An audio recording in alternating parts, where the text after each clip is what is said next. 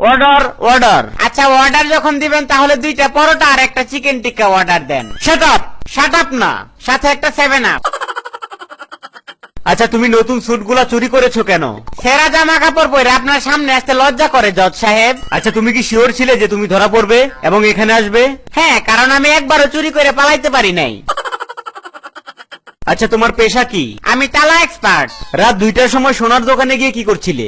তাদের তালার সার্ভিসিং করছিলাম। অর্ডার অর্ডার, সবাই একদম চুপ।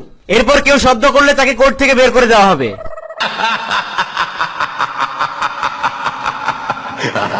আচ্ছা তুমি রাত 1টার সময় জানালা দিয়ে ওই বাসায় ঢুকেছো কেন?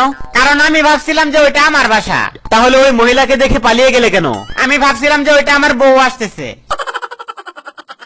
আচ্ছা তুমি কি সেই অভিযুক্ত ব্যক্তি? না স্যার, আমি সেই লোক যে মুরগিগুলা চুরি করছে। দয়া করে আমাকে যাবজ্জীবন কারাদণ্ড দেন। Order order. আসামি নিজের ভুল স্বীকার করায় আদালত তাকে নিঃশর্তে মুক্তি দিয়েছিল, কিন্তু আসামির ইচ্ছা তাই তাকে যাবজ্জীবন কারাদণ্ড দিচ্ছে। আচ্ছা তুমি তো পকেট মারতে গিয়ে ধরা পড়েছো, তোমার দোষ স্বীকার করতে কি আপত্তি আছে? হুজুর, আমার কোনো দোষ নাই।